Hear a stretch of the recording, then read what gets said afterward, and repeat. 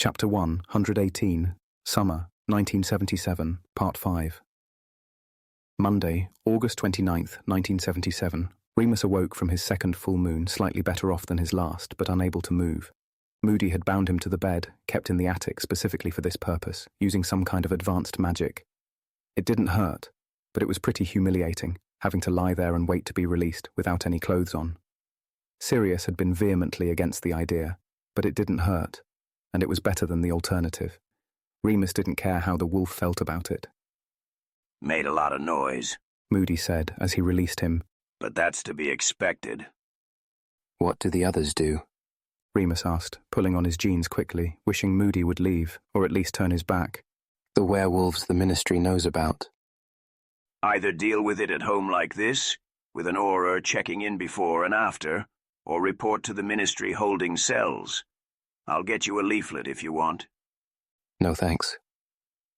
Remus had the distinct impression that Moody did not approve of Remus's decision not to register himself. Downstairs, in his normal bedroom, Mrs. Potter had laid out a set of robes on the bed for him. Not uniform robes, but normal, everyday ones. The sort that James and Sirius wore out of school. He hoped they were hand-me-downs. He didn't know how he'd ever repay them if they started buying him clothes. "They're for going out in," James explained when Remus asked about it. "Diagon Alley today." With the first day of school not far off, it had been agreed that the boys would stay in Diagon Alley for the last few days of the summer holiday. Mr. and Mrs. Potter would be leaving for a few weeks, on business for Dumbledore apparently, though they neither confirmed nor denied this. Even Moody could not argue with Remus going to Diagon Alley this time. "Crawling with auras these days, undercover, you wouldn't even know it." "And I'm 17, Remus said curtly. so I'm free to go where I please." "Quite," Euphemia said, tiredly.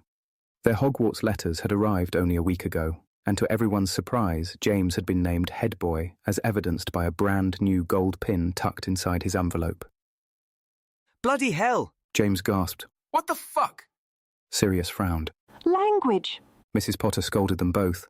She'd been very proud, of course, but James was only interested in telling Lily, and rushed to owl her at once. In less than half an hour they learned that she had been made head girl. "It's fate." James declared. "Destiny." They used Floo powder to get to the Leaky Cauldron, a homely, old-fashioned wizard pub which doubled up as a B&B, meeting place and general community centre, as far as Remus could tell. James had booked 2 twin rooms, and after being greeted by the odd-looking, hunchbacked publican, the 4 Marauders hauled their school trunks up the stairs to settle in. Remus was sharing with Peter because neither Remus nor Sirius could come up with an excuse for sharing together. The rooms were adjoining, which was some small comfort, but not much. Diagon Alley was not like Hogsmeade, as Remus had thought it might be. It was more packed in, bustling, noisy, the wizarding equivalent of cosmopolitan.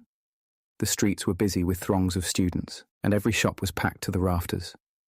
Gringotts was the first port of call for everyone, and Remus followed James and Sirius around the palatial bank, struck dumb by the complete alienness of everything.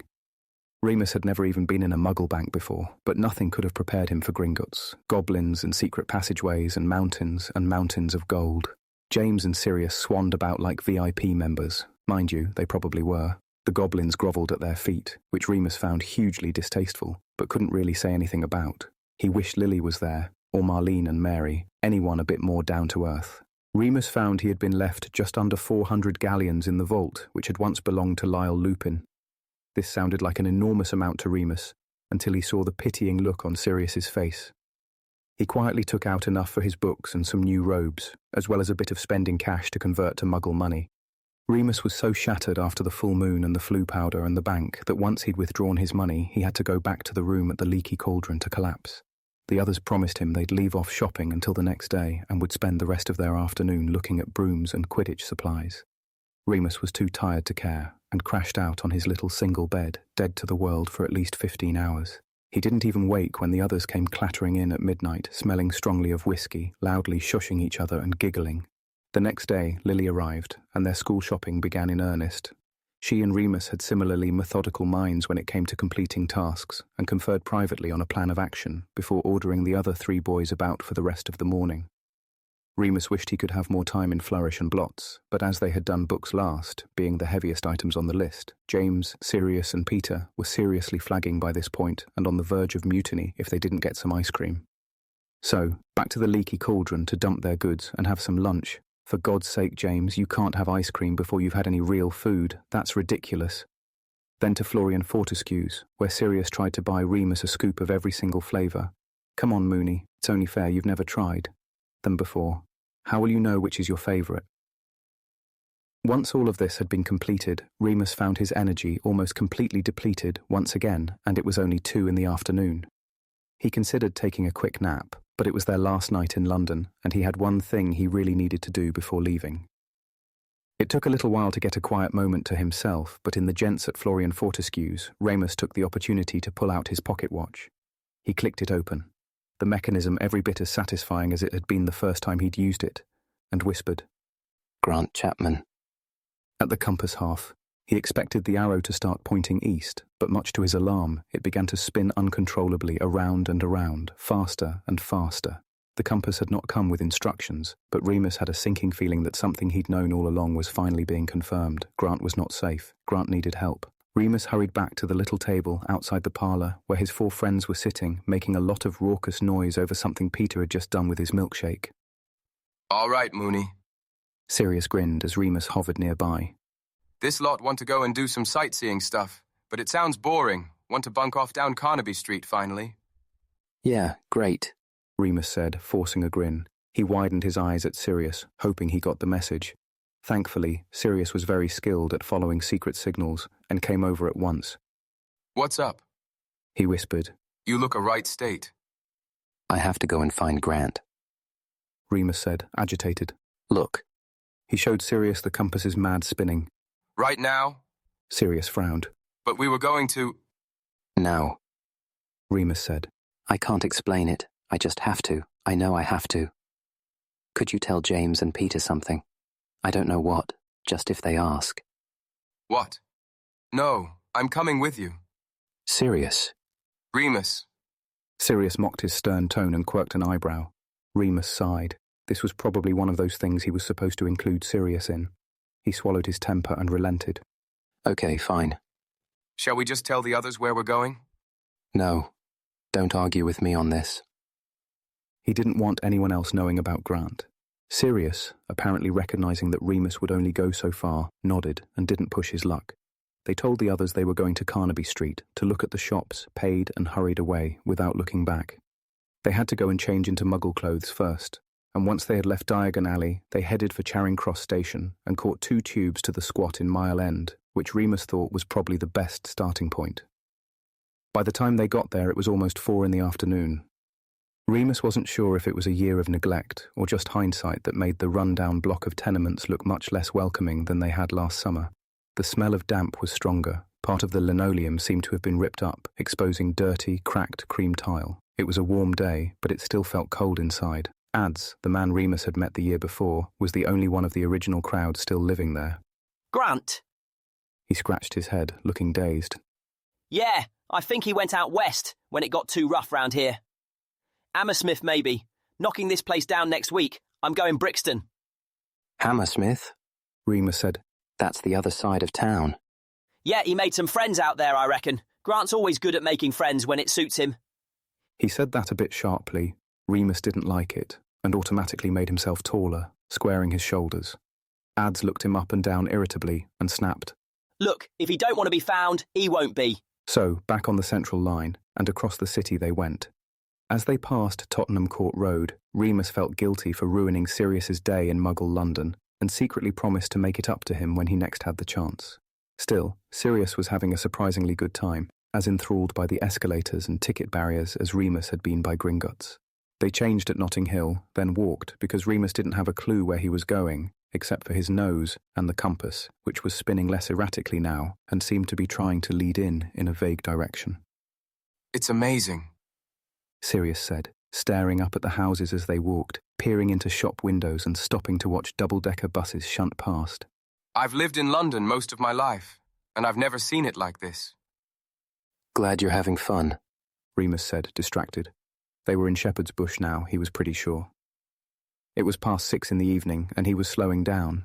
His hip hurt from rattling about on the underground, his shins were sore from the walking, and his back hurt because of Moody's awful binding spell. Let's sit down a minute, shall we? Sirius asked with a look of deep concern. Look, there's a park over there. It was Shepherd's Bush Green. At least Remus knew where they were. He consented to rest only for a short while. He was mostly worried that once he'd sat down, it would be impossible to get up again.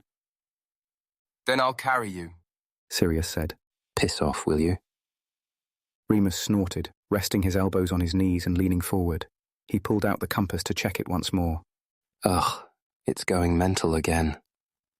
He groaned. I thought I was getting somewhere. It might be because you're agitated. Sirius suggested delicately.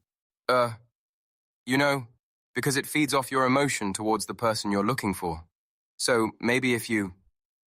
Are you telling me to calm down? Remus frowned. It might help. Sirius replied evenly. How about you tell me something about Grant? Something nice. If you think it will help. They didn't have time for this. Grant needed him right now. But at this point, Remus was willing to try anything, even if it was just a ploy from Sirius to get more information. His name's Grant Chapman. I met him at St. Edmund's in 1975. He liked the same music as me. He's friendly. What does he look like? You've seen him. Not properly. I was a dog. Anyway, the point is to get you to think about him. I'm doing nothing but think about him. Remus snapped. He closed his eyes and breathed in. Fair hair. Curls. I think blue eyes. Yeah, blue. He has a crooked front tooth. Last time I saw him, he was thinner. A swell of anxiety rose in his throat. He stammered. Go on. Sirius encouraged. You like the same music? So Bowie, T-Rex. Yeah, and he likes, Deep Purple. Cool, okay, so that's how you became friends? Yeah. Remus nodded, feeling a bit better, focusing on the positive. He was the only one at St. Eddie's that wasn't a complete maniac or a criminal. I mean, he had a few charges, but not serious. Then one day he just kissed me, and that's how I knew. Remus glanced at Sirius quickly to check that it was okay to keep going. Sirius's smile had tightened a bit, but he nodded again. He's been a good friend, apart from that. Remus explained. He never makes me feel bad about myself. He never makes me feel odd or different. He sounds like a really great mate, Sirius said politely.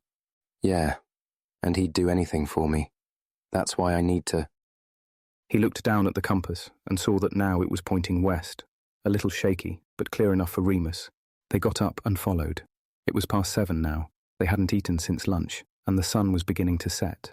Lily, James and Peter would no doubt be wondering where they were. Sirius didn't complain, just kept quiet and followed, while Remus mumbled to himself, following the little golden arrow in his palm and sniffing the thick London air. Shepherd's Bush wasn't much nicer than Mile End and seemed to have a buzzing nightlife. Pubs and clubs were filling up around them with teens and young people from every subculture, disco kids in bright satin and sequins, grimy skinheads in suspenders and boots, old-school rockers with shaggy hair and punks with studded jackets and faces full of metal. Finally, as they were coming up on Latimer Road, Remus stopped still. There, he said, pointing across the darkening street to a building with blacked-out windows and steps leading down into a basement. Loud music was pounding up onto the street. Whoever the band was, they had little regard for their instruments and even less for the audience's eardrums. He's in there, Remus said firmly. The compass confirmed this, pointing straight ahead. The basement looked a bit livelier than Remus was comfortable with. As well as the music, loud shouts and screams were blaring from inside, East End accents, teenage rage. Skinny, yellow-toothed punks stood outside in packs, green spiky hair and heavy bike chains. Remus felt horribly vulnerable in his worn-out brown corduroys and oversized grandad shirt, but Sirius was even more out of place, with his long hippie hair and unmistakably well-bred posture. Should we go in? Sirius asked, without a trace of nerves. Remus said. He was about to suggest that he go alone, when fate intervened. Sling your rook, you fucking Nancy boy!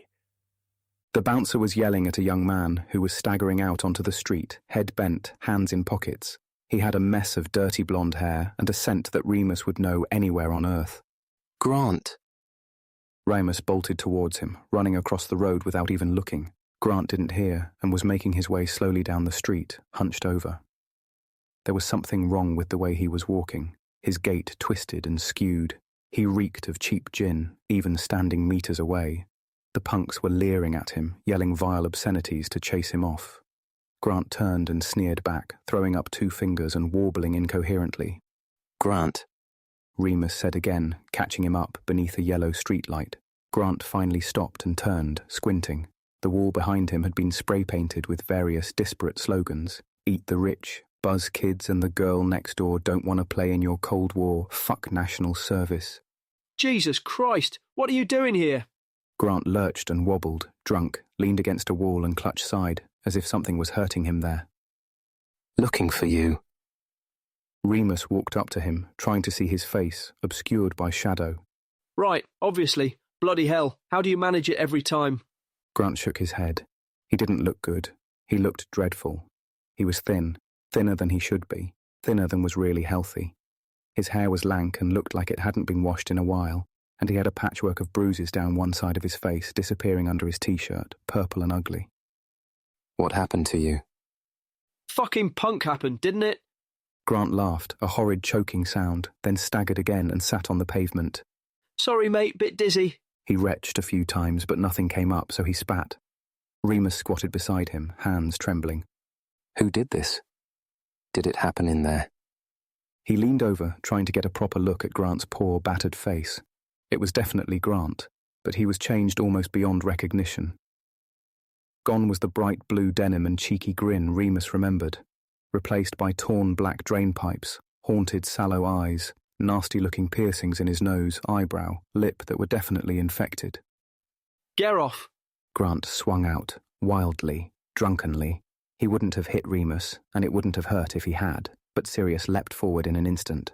Oi, back off, mate! Grant blinked and looked up at Sirius, raising a hand up to shield his eyes from the brightness of the street lamps. He frowned, then sneered. And who the fuck are you? Piss off, will you? I'm talking to my mate. He turned to Remus. Fancy a pint? And tried to haul himself back to his feet. Remus helped him, gripping him firmly under the elbow. I don't think you need any more to drink. How about some dinner? A flash of sobriety returned to Grant's features. Got cash? Yes, of course. Remus nodded, trying to guide him away from the horrible street they were on. Come on, I'll buy you dinner. What would you like? Oh, you know me. I'm easy. Grant cackled, leaning heavily against him, but at least allowing himself to be led. Sirius followed, looking very uncomfortable. Grant didn't even notice until they'd reached a cafe, some way up the road. Sobering up a bit more by then, he was still leaning on Remus, and Remus could hear a strange hitch in his breath that told him Grant was in pain. In here? Remus turned to Sirius, questioning. Sirius glanced at the illuminated window, the cheap plastic chairs inside, with a faint look of disdain, but shrugged. Probably the best we'll find around here. You again?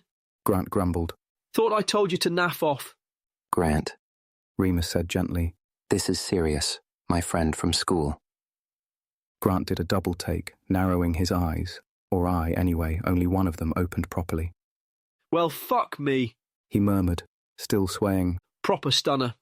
Sirius looked embarrassed, so Remus herded Grant into the cafe to sit down, ordering 3 cups of tea and a pie and chips, chicken and mushroom. I don't want no trouble from you, the burly man behind the counter said as he set the mugs of greyish tea down. I know your types. Piss off, you dirty old man. Grant slurred. Bet you'd pay for it if you could. What did I say? Look. Remus stood up quickly.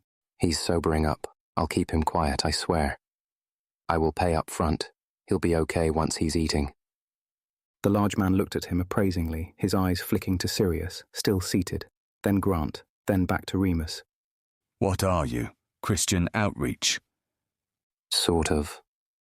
Remus nodded, trying to look religious, whatever religious looked like. Anyway, it satisfied the cafe owner, who lumbered back behind his counter, presumably to heat up their food. Core. Grant laughed into his tea. You get posher by the bloody year, Remus, me old mucker. Just please stop trying to fight everyone for 5 minutes, will you? Grant blew a raspberry, then giggled. When the food arrived, Grant tucked into it as if he hadn't eaten in weeks. Remus hoped that wasn't true, but judging by the state of his bony frame, things didn't look good.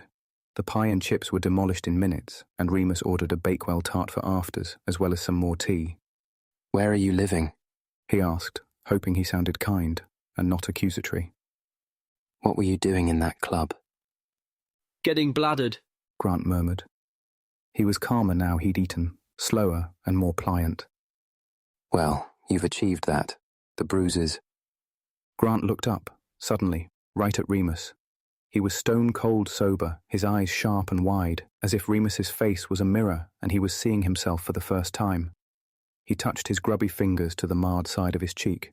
Got into an altercation a few days ago, He said, but fuck it, I'm off tomorrow, going down Brighton. Sick of bloody London, sick of bloody miserable fucking London. Everyone wants to get at you, do you over, any way they can. Do you know what I mean? Yeah. Remus breathed. He felt so helpless. He wanted to look to Sirius for reassurance, but it seemed somehow disrespectful to Grant. How's school, posh knob? Grant asked, slurping his tea like a builder.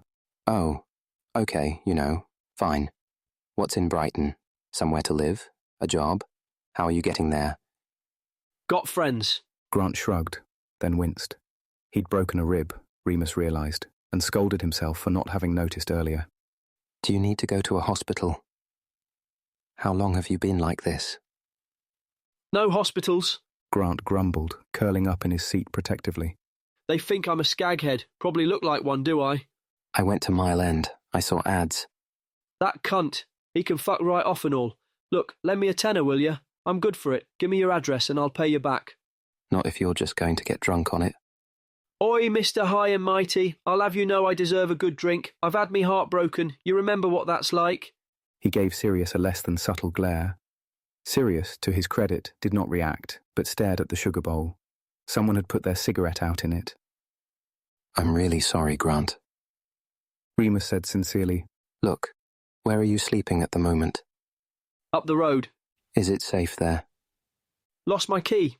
Well, Remus thought to himself, at least there's a lock. He'd been halfway to deciding to smuggle Grant back to Diagon Alley and just facing the consequences when they got caught. They ordered more tea, and Grant ate some more. Once he'd finished, he had grown agreeably soft and sleepy, drunk on a full stomach. Sirius and Remus helped him back to his room, in an old Edwardian terrace which looked as though it had been abandoned for years. Still, inside was busy and homelier than the condemned Mile End building. A young woman peered out if the next room along, mousy, freckled face at odds with her grunge-green mohawk. Grant! Good, you pissed again. I told you vodka's not a fucking painkiller. Go to a bloody doctor. She looked up at Remus. Who are you? A friend. I'm just trying to make sure he's okay. He'll be fine. He gets like this. Sirius performed a silent unlocking charm on Grant's door, and Remus half-carried Grant inside, settling him as carefully as he could onto the single mattress on the floor. It was a small room, with one tiny round window. Unfurnished, there was a stack of magazines in one corner with a lamp perched on top, a rucksack stuffed with clothes, a mirror which was rusting around the edges, and what looked like a small washing station, a bar of soap, a toothbrush, and empty bowl. Grant curled up on the mattress and began to snore softly. Remus knelt beside him, frowning. The punk girl stood in the doorway, arms folded, looking Sirius up and down. He said he was going to Brighton tomorrow. Remus said to her, Is that true? If he got the money together for his train fare. She shrugged. Said it got nicked last week. He was seeing this really rough type. Treated him like shit, poor love. He'll have the money, Remus said firmly. Will you make sure he goes? It will be safe. I'm not his keeper. She shrugged, backing out. Got enough problems. Charming, Sirius said with a raised eyebrow as she vanished back into her room. Shut the door, Remus said, pulling out his wand. He wanted to fix as much as he could while Grant was still sleeping. He ran through his list of healing spells. He'd only done them on himself so far, but nothing had gone very badly wrong. What the hell are you doing? Sirius came over as Remus aimed his wand at Grant's chest. What about the statute of secrecy? Bugger that. Remus grunted. I can't just leave him like this. Sirius stepped back and watched as Remus did his best to heal Grant's ribs, then clear up the bruises and blackened eye. Afterwards he leaned back, mind racing. He turned to Sirius. Right. I think I need to stay here tonight. He said. I could leave him some money, but I think it's better if I make sure he gets to Brighton tomorrow, if that's still what he wants to do, when he's sober. Right. Sirius nodded. We've got to get to King's Cross, though. Yeah, I'll be on time. I can just apparate from Victoria. Okay. Sirius nodded again. He sat down, leaning against the opposite wall. He took off his jacket and folded it underneath himself. What are you doing? Remus asked. You need to go back to Diagon Alley. No, I don't. Sirius shrugged. I can stay. But James... Oh, right. Yeah. Hang on. Sirius reached into his pocket and pulled out the compact mirror. Remus gazed at it enviously. He wished he had one. He'd give it to Grant and never lose him again. Oi, Potter, you there? Prongs? Sirius was speaking into the device. Hiya. Look, me and Mooney are going to a gig here. We'll be in late. Don't tell anyone, okay? See you tomorrow. Yeah. Yeah. No. I promise. Okay. Cheers. He snapped it closed and looked at Remus. There, done. You didn't have to do that. If you're worried about leaving me here with him, I'm really just making sure he's okay. And I'm making sure you're okay, Remus. Sirius replied coolly. I'm not leaving you to spend all night alone in this place. Come on, let's get comfortable. Plenty of floor to go around. Remus's guilt soared even higher then as Sirius gave him a bright grin and extended an arm towards him. His last night before school, spent on the floor of some muggle halfway house, and he wasn't even complaining about it. Remus sat down too and slouched down to settle under Sirius's arm. At least they were together now. Sirius kissed his head and they both watched Grant, sleeping like a child. I'm sorry, Remus said, exhausted. He's not. I don't want you to think he usually acts this way. He's obviously had a bad time. What happened to him? Sirius asked, very quietly. What happened to make him end up here like this? He got kicked out of St. Edmund's 2 years ago. Remus yawned, his eyes growing heavy. Didn't have anywhere else to go. Can't get a job because he didn't do his exams at school. And I'm guessing he hasn't got a proper address. Remus. This wouldn't happen to you, would it? Because you've got us. Yeah. He murmured sleepily, only half paying attention. I've got you, Padfoot. Don't worry about me.